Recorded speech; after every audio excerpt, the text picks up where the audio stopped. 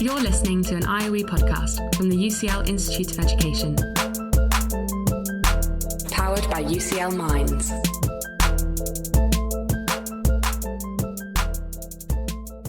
This is Research for the Real World.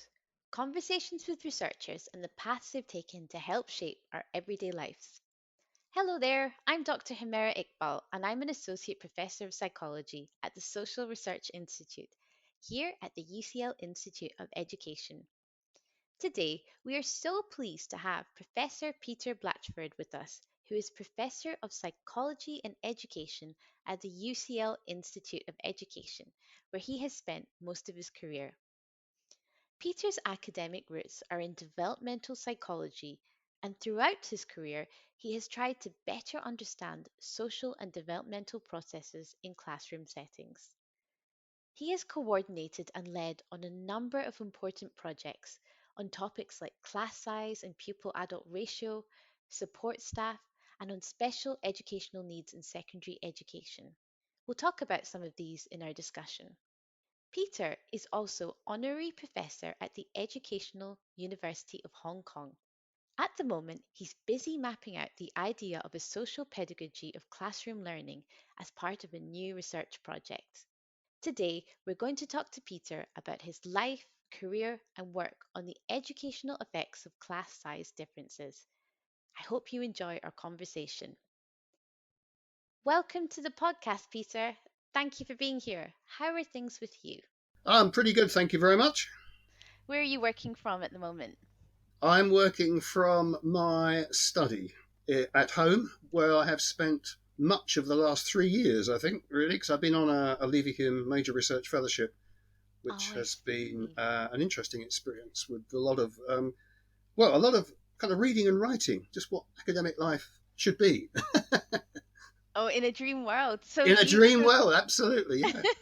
So lockdown for you wasn't a big change because you'd already set your study up and, you were all set, really. Sounds like it. No, I think I've been relatively fortunate in that regard. I haven't had to go. It would be awful if one had field work that was interrupted. Apart from all the really terrible things that people have had to suffer, that's not a massive hindrance in life, but from a research point of view, that's pretty drastic. Absolutely. Well, I've got loads of questions to ask you, but I wanted to start right at the beginning because, a lot of your work is on class size. So I wanted to know what school was like for you. And do you remember being in very large classes? And what was the experience like for you all those years back? Interesting question. Well, I went to Ripple Infant and Junior Schools in Barking, and this would have been in the 50s, in fact. And we had large classes, there's no doubt about that. I dug out some photographs that my mother had, and one of them was of the school class, which was taken when I was in the equivalent of what is now year 6. And there were 50 in the class. And I was driven to kind of put this photograph onto a slide and show it at a talk I gave on class size. Actually, it was to head teachers from that local authority about, the kind of story of what I was in. And, there's an obvious question whether it harmed me, as it were, being in a class that big, which is an interesting kind of line on it, I think. But yeah, no, it was a very big class. It was mixed gender, very much in the state system. So yeah, that was my experience. And then on to a technical school, which was somewhere between the grammar school and secondary modern school in the tripartite system that we had at that time. And fast forward many years, obviously, education is something that you work on and it's been very important to you. But what made you become interested in education and in working on education? I think the kind of driving force behind the work I did for my PhD in the 70s was an interest in naturally occurring behaviour. The view that psychology in particular is very, very quick to get into experimental work, theory-driven experimental work, which of course is important. But as some people have pointed out, the problem with that is that psychology, pretty well alone amongst sciences, social sciences, missed out a very thorough descriptive stage to begin with. And it's part of what interested me was what kids were doing in their naturally occurring environments. There is a school of psychology which I'm very drawn to these days called ecological psychology, which has, as it were, championed the importance of looking at naturally occurring behaviour. But then there's also an interest in the context within which that occurs. So I was kind of early on interested in the interactions, the relationships between children, what in the literature is called peer relations.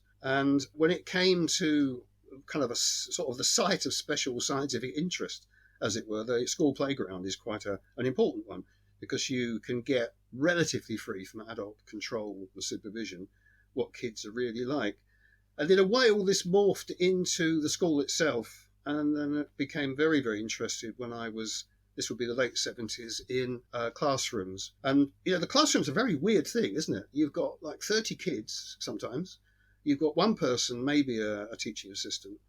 There's no other environment quite like that. And it has a particular dynamic and a particular sort of set of relationships and rules and conventions, which is pretty unique. And I still am rather fascinated by the whole way that works and the way in which one can look at it from the point of view is, what works in this context and what doesn't work so well. So it's trying to get a handle on that I think has underpinned a lot of what I've done over the course of my research. I understand that you worked at the Thomas Coram Research Unit at one point, and that's where I'm based at the moment. But how was that experience, and how did you come to work at TCRU? Well, it was in 1980, and I basically, like a lot of people, I saw what was an incredibly attractive job to me advertised on the London Infant School study with Barbara Tizard. And I remember being interviewed by all sorts of grand people, including Basil Bernstein, who was a bit of a grandee of the Institute of Education. And I was so pleased to have got that job. So it was my entry into a really thoroughgoing professional piece of research on the progress of kids in schools. It also introduced me to another main theme of my research, I think, which has been an interest in longitudinal methods. So naturalistic longitudinal methods, so rather than sort of setting up experiments.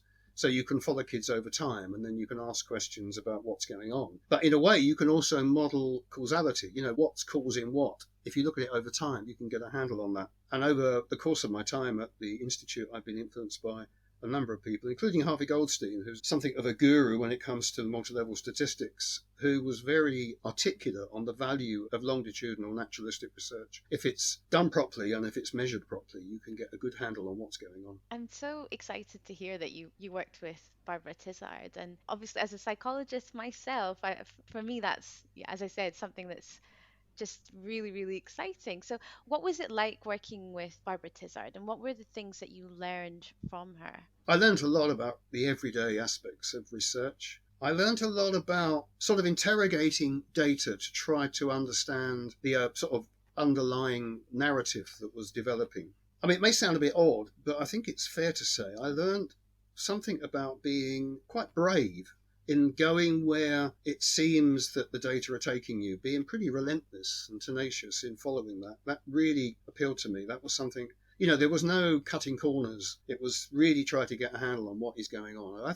If I had looked over my kind of academic life in terms of people that have influenced me, Barbara Tizard would be right up there, I think. I like what you're saying about taking the time to thoroughly look at your data and the information. And I just think increasingly where there's so much time pressure, and it's so difficult to be able to have that luxury to really, really look through the data and understand what it's telling you. But it's great that that's kind of been instilled in you, and that you're reminding us of how important it is, really, I think that has been a lucky, in a sense lucky, maybe not we built it in, but of the research projects I've done, the Class Size project, which we'll talk about no doubt, the teaching assistant work and the collaborative group project, the Spring project. They were long-term projects and they looked at kids over time. One of the things we were able to do was to kind of in an accumulative way, an iterative way, build up a story about what was going on. And I think you're absolutely right. You need, I think, the time to do that. And then if something's not working or the things are in conflict, come back to it from a different angle. And what does that tell you? Maybe even collect more data to see if that helps. That's very, very important, I think, in the research process, rather than a kind of a one-off form of data collection, quick analysis, and there you go.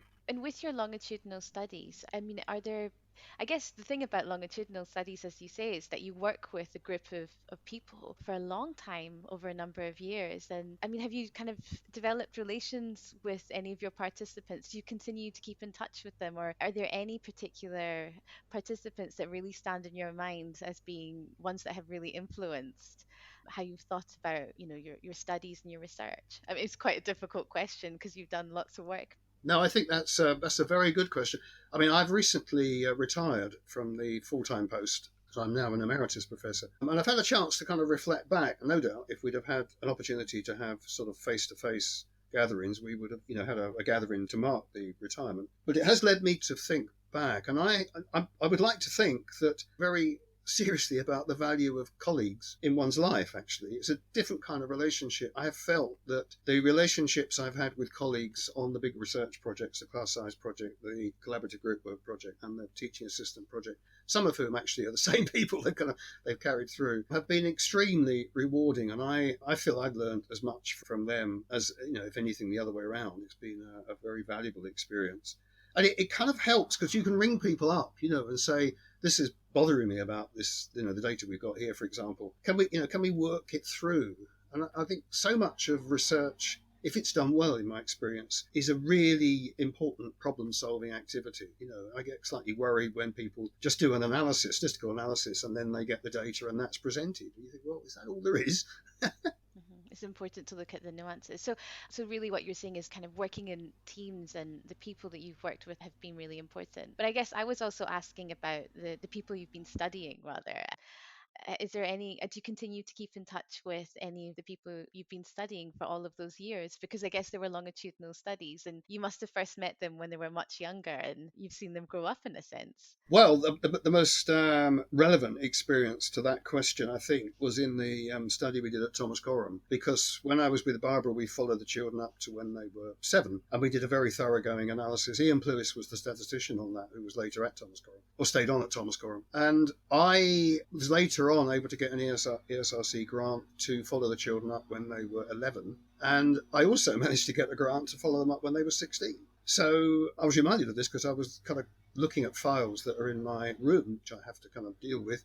And we found the little red book, no, the big red book, actually, on which we had the children's sort of names and details. And I have to say, going back and talking to them when they were 16 was quite an amazing experience. After all those years, there's something interesting about human development where there's something about a spark within a person that sort of shines through over their childhood and in some kind of strange way comes through in their sort of early adulthood as well, I think. I think that's really, it's really great to hear about the fact that you have done this longitudinal work and you were able to kind of actually still go back to the same group of young people. It's really hard actually sometimes to keep the contact details and to be able to go back. So it's so great that you had this, really systematic system and you were able to see them, I guess, grow up in a sense. And have you visited any of them since they were 16, or did the study end? No, as we know, research is a little bit relentless in moving on to the next grant. So although it would be very, very nice to be able to do that, it hasn't been possible. But there have been, I think the first big study I did after that would have been the class size project, which was an amazingly difficult study to set up, actually, because the government didn't want to fund it. And so Peter Mortimer, who was then the director of the IOE, and I managed to get together a consortium of local authorities who were mighty fed up with the government not showing any interest in the topic of class sizes in schools. And so we started this study off with a contribution from a number of local authorities. But slightly ironically, later on, the government, which was then a Labour government, actually picked up the study. And so we were able to carry on right through to when the children were 11, looking at the relationship between class size and pupil outcomes, but also, more importantly, I think, class size and the processes within classrooms, like teaching, which I think are very, very important. That's fascinating, and I want to hear more about kind of what your findings were in the different debates. But I think it'd be great to start, first of all, by asking you about where we are now. Like, are class sizes in the UK large compared to other countries? Yes, well, maybe the best source of data on class sizes is not ideal, but the best sort of data is the volume that comes out from OECD called Education at a Glance. It comes out on an annual basis. And it's about 400, 500 pages long. Deep within it, you'll find the data on class sizes. UK has the 4th largest class sizes in the OECD region. Sorry, by OECD, you mean the Organization for Economic Cooperation and Development, is that right? That's the one, that's it. And it produces an annual source of data, which is really quite invaluable. And you'll find the data on class sizes in that. Now, the average across the primary sector for the OECD countries, which is most countries in the industrial world, is 21. The UK class size average for primary is 27. So there's two things of interest about that. One is it's relatively large. It's the fourth largest across the whole region. But it's also, and uniquely, means that class sizes in primary schools at the UK are larger than they are at secondary schools. So we have a slightly odd situation in the UK, as I say, rather unique, where class sizes are sort of inverted in a way which you might have thought would be pedagogically, in terms of teaching, rather more advisable, which would be to have smaller classes at primary and then go into larger classes at secondary. They get smaller when you go into secondary schools, which is, as I say, rather odd.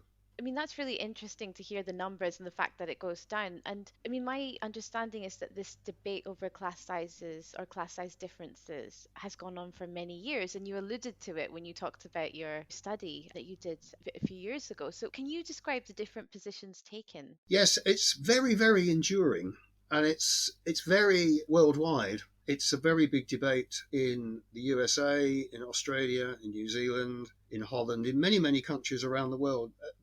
When going way, way back, it was an issue back in the kind of 70s, and it's just carried on. The debate is really between those who spend their life teaching in schools, many, many, many of whom argue that class size matters to teaching and learning. To them, it's self-evident that the larger the class, the more difficult it is for them in terms of teaching, and the less easy it is for them to sort of do their job. But on the other side of the argument, there is a strong view from a number of researchers and some policymakers, including the head of the research at the OECD, whose name is Andrea Schleicher, who's argued along with many other people that actually class size isn't terribly important. It's relatively modest. And if you've got any money to spend in the system, spend it on something else. And they tend to argue it should go into teacher professional development rather than class sizes, which is a view that I think is probably not right. I can explain why that is, if you like. Yes, please do. In a book that we've just written called Rethinking Class Size, the complex story of impact on teaching and learning, which is published by UCL Press, we try to develop what we call the class size conundrum, this persistent and pervasive gap between the views of most practitioners and the views of researchers. And the sort of necessary implication of this kind of gap is the view that teachers must somehow be wrong, because the research evidence is almost always couched in terms of the relationship between class size on the one hand and pupils' academic progress in first language and maths on the other. And typically the research and the sort of reviews of research, particularly in meta-analyses, which are like sort of putting lots and lots of studies together so you arrive at a common sort of metric to accommodate all this different work, tend to come up with a view that the relationship between class size and pupil academic outcomes is relatively small. In my view, that misses very, very important things, which if you don't know about what goes on in classrooms, you really can't really understand that statistical relationship between class size and pupil outcomes. So our view is that teachers and researchers tend to have different things in mind when thinking about class size. Researchers are completely centered on the relationship between class size and academic outcomes. Teachers, we think, have a much broader understanding and a broader appreciation beyond the test score at a particular point in time. So they may even be reconcilable. These statistical relationships are there, but what teachers think is also important. And a lot of our research has been an effort to try to go beyond the statistical connection between class size and academic outcomes to say, what's going on? I'll give you an example of why it matters. I mean, it may be that a teacher in a large class focuses all her attention to getting kids up to a good test score in reading and in mathematics. But that could be at the expense of a whole range of other things which are being neglected, which I think our research has shown kind of happening. It may also be that the teacher in a large class is, as it were, soaking up the pressure herself. We found a lot of teachers who are kind of almost crying in pain at the thought that they've got to teach a class of 35. The classroom management demands are really quite severe. So a lot of the book and our work has been an effort to drill down into it, look at what's going on in the classroom context to see exactly what does it mean if you've got a class of 32 versus a class of 17 or 15. It's great in a way because what I'm hearing is like clearly this is two sides of this debate that's going on, and the research seems to be saying one thing, teachers seem to be saying something else, and in a way you're trying to bridge the gap between them. You talked about the meta-analysis and this. I think you were alluding to the work by John Hattie. and the Sutton Trust Toolkit. Did this work take into account teachers' perspectives as well, or was it mainly kind of, so what studies did this meta-analysis look at? No, the meta-analyses that have been done, which we looked at in some detail, including a more recent one that was done for the Campbell Consortium, they really prioritised, as I say, this relationship between the statistical relationship between class size and pupil academic attainment. And on the basis of that, they make a judgment about class size. So they're typically expressed in something called an effect size. I see. And then that is compared with other sort of initiatives, and it's concluded that the effect of class sizes are very important. But our view is that that's unfair. It's not a fair test. Class size is not an intervention. It's not like a reading intervention or something to help with, metacognitive learning or something. It's just the number of children in a class at a given point. What is crucial is what the teacher does in a class of a different size. It's the teaching. And that's really where I think the research on class size has kind of failed us, in that it hasn't really engaged with what the effects are for teaching. And I don't mean just asking teachers, I mean systematically observing what goes on in classrooms. So a big feature of our longitudinal study of class sizes was systematic observation studies of what went on in classes of different sizes. And it's that I think really started to nail some of the consequences of class size, almost logical consequences of class size, which we then followed up in terms of more, detailed exploration of the practitioner's experience, case studies within schools and interviews and national questionnaires as well. It's really great to hear that you actually took you looked at the argument or the debate from a different perspective, and you really focused on the people who were on the front line in the sense. When you say you did observations or observational analysis, what do you mean by that? Like, what kind of things were you observing? And then you also said it was longitudinal. So, like, how long did you do these observations for? Well, these are very intensive forms of data collection. Anyone that's ever done this is probably still suffering the consequences. It's a fairly it can be seen to be fairly sort of mind numbing in the laborious activity one does with systematic observation. The basic logic is that you define in advance the kinds of behaviours that you think are important in terms of what it is you're studying. You develop a kind of a category system which reflects that. You trial it, make sure it works. And then you'll observe, our studies, we observe a sample of children in each classroom for multiple times across multiple days to get a representative kind of account of their behaviour. So one of the main things we looked at was the amount of time they spent with the teacher, with other children and on their own. And then within each of those, there were sort of subcategories. So we were able to say how much time children spent in one-to-one interactions with the teachers and how much time the children in the classes actively sort of interacted with the teacher by responding or initiating or carrying on a conversation. And there was absolutely no doubt that these were affected by class size. So it may not surprise you to learn that in the larger classes, there's less individual attention and there's less active involvement in what's going on. We also had another category, which was kind of the amount of classroom distraction, sort of classroom engagement, off task, on task, as you might call it in the everyday sort of sense. And that was interesting because we found, particularly in secondary schools, because we were able to go into secondary schools as well, and we found that it was the low attaining children who suffered more in large classes in terms of more off-task behaviour. And there was more critical comments from the teachers in large classes. And that, I think, points out something else, which is that this is kind of interconnects the class size sort of issue with disadvantage and with initial attainment. So it's the children who have the most ground to make up who suffer more in large classes. That is fascinating. Is there variation across the UK in terms of class sizes? Like, I'm obviously between state schools and private schools, there must be quite a lot of variation, but within state schools, is there variation in class sizes? Yeah, I don't have the data in front of me. We looked at the national picture, so we have data from a number of different schools across different parts of the country. I think it's fair to say that it tended to be more of an urban sample of schools. So the smaller schools tend to be the more rural schools. We collaborated on one of our projects to do with collaborative group work with researchers in Scotland, and they had a number of quite small schools where the situation may have been somewhat different. And you're right to say, of course, that private schools, they make a virtue, don't they, of having smaller classes. That point you made about kind of low attainment children who tend to do not so well on certain tasks, and the fact that in larger class sizes they're more likely to be called out. I think that's really, really interesting. And the other thing that I think I'm really glad I asked you about the observational analysis, because it really shows that the research that you've done is grounded in so much detailed work and so much detailed evidence. And it actually reminds me of, it takes me back to my PhD when I had to do coding of like mother child interaction. And it is really painstaking, this work, kind of doing this observational analysis, but it's so important because you do get a systematic picture. And the fact that you did it over a number of days, I think, I mean, it says a lot. It means that you can kind of be confident, I guess, of the findings that you had.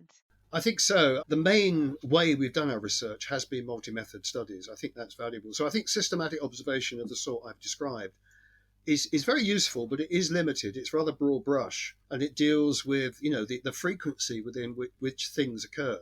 And that's not always the most important thing. I mean, I've often said this, but I can recall when I was at school in the large classes that we had, a teacher saying something rather kind to me about my future career or what I might do. And it was so unexpected that it had quite a marked impact. So it was like a frequency of 1, but its impact on me was quite important. So it's not just the frequency of occurrence. So we've also done case studies, and we've also got questionnaires and interviews with practitioners as well. But I think you have to kind of put them together.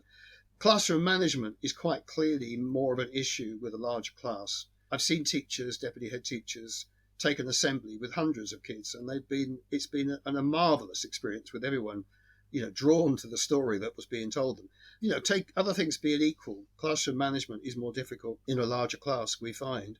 The relationships between the children themselves can also be affected by class size in terms of just how fractious everything is, the degree to which kids can sort of fall out with each other. But I suppose what struck us more when we looked in detail at the data was also that the tasks that teachers give children, the way that the curriculum is expressed, in terms of what goes on, can be affected by class size.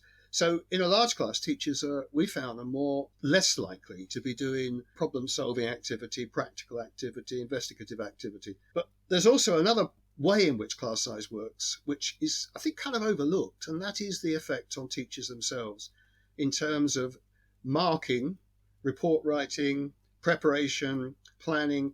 So it's kind of glossed over, but teachers said to us, look, I've got 32 in the class. They've done 3 pieces of work today. That means I've got over 90 bits of work to look at tonight, just to kind of comment on. These mount up. And so one of the consequences, and we don't have hard data on this, but one of the things that comes through is the effect on, in a sense, teachers' own well-being. So one thing we do in the book has been to develop a model, a framework by which one can understand the interconnected way that this works. So for us, class size is not really about the relationship between academic attainment only. It's about an interconnected network of relations with classroom processes. And if you don't have a handle on that, then you can very easily misunderstand the data on class size and academic attainment. You said at the beginning that you've been particularly interested in ecological psychology. Is that what you said? So has that influenced your thinking in a sense? Because I guess you are talking about wider context, aren't you, there? And even what you said just now about teachers' well-being, people forget to ask teachers about how they're doing, but we know that like retention rates of teachers it varies a lot in different schools, so it is so important. It's a very old and, I'm afraid, rather neglected school of psychology, which, because of the fellowship I've been doing, it's enabled me to kind of track it back. It has its roots in a very early psychologist called William James, who was the brother, actually, of Henry James, the novelist. And he was writing at the end of the 19th century. And he, along with other early social psychologists, developed a very important focus on the context within which kind of people live their lives, and, as it were, conceptual frameworks to help with that. But the most important kind of person in that whole field was someone called Roger Barker, who looked very, very closely at the behaviour of folks in small American towns, and then developed a kind of a conceptual framework to understand what was going on. And the insight he draws to it is that you have to look at the settings, the kind of interactive behavioural settings within which people, work and live their lives. If you know something about the settings within which they live their lives, you can learn a lot about their lives. It's more than just individual differences between children. It's about the context within which they live. So kind of the basic social psychological insight, really, that we tend to underestimate the environment and think more about the kind of the personal. But as a theoretical perspective, I found it really terribly helpful because we do, I think, tend to underestimate the context within which we behave. And with policies of inclusion, not getting into the debate about the rights and wrongs of that, but one consequence has been that teachers are often faced with, particularly at primary schools, because they often teach all the children in a class, quite a diverse group of kids in terms of their attainments, in terms of their behaviour and so on. And it's our view that a large class just makes the job of inclusion and the job of differentiation, which is kind of what teachers have to do. You cannot, as in some places, I've been to China and seen some of the teaching there, it can kind of work in large classes because everyone is taught at the same kind of level. That's not going to work in the kind of diverse classrooms we have in the UK.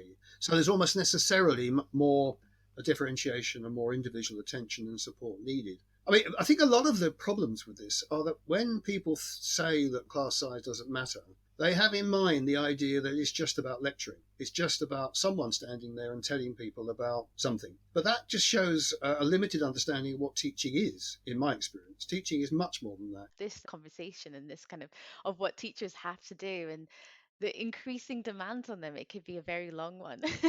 I wanted to actually ask you, thinking about all of your research, what are the implications for policy and practice? And do you have any examples of ways in which your research has kind of made tangible impact? So collaborative group work can work really well. We have other recommendations, including how to deal with marking in large classes. We still plod on with the idea that we've got to do this kind of marking activity, and we refer to a number of pieces of work, not ours, but other people who are developing alternatives to marking. I think probably the most impactful study that I've been involved in and that I directed was the study on teaching assistants. It's interesting actually why it is that some studies, which may be equally kind of good in terms of the quality of the research and the research design, etc., which ones take off and which ones don't. But our study of teaching assistants had been very impactful. I think because we had the rather surprising result, which we didn't understand at first, which was this negative relationship between the amount of support children had from a teaching assistant and how well they did in academic attainment. And it was only when we began to do the classroom observations that we began to interpret that result. And it became pretty clear that the way that schools are tending to deploy teaching assistants was not in the best interest of children. They tended to, in effect, work with the lowest attaining children, the children with special educational needs,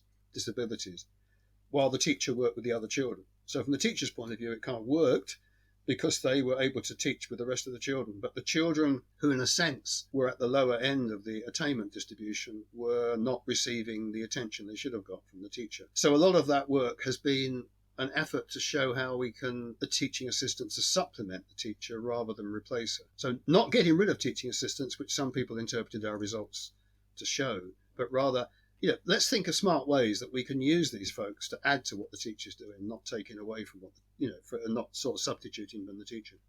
And Peter, this is your work with Rob Webster, is that right? Rob was a researcher on the project. It grew out of the class size research project, actually. So in the early days, we followed children right through so it was in primary schools and secondary schools. And Rob joined the project and became an important member of the team.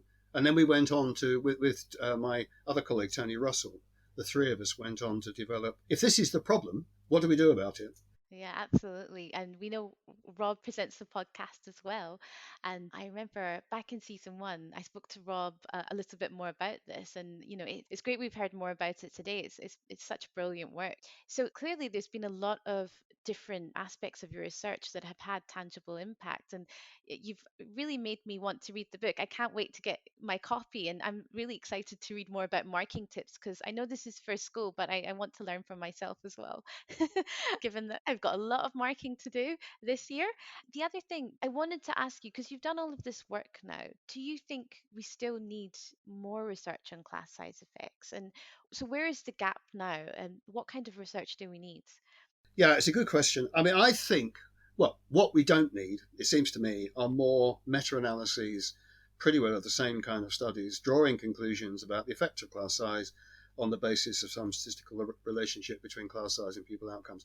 We've done that to death. It doesn't help in the sense that we, as I've said in this interview, unless you know what's going on in classrooms, you can't really interpret that. But what I think we do need are what I've called dedicated studies, studies where we don't just sort of take data that someone else has collected, but we develop our own methods of data collection, fit for purpose, which can help address the relationship between class size and pupil outcomes, not just how well children do in first language and maths, but what about the other kind of subjects and the other forms of outcome that have been rather neglected in all this.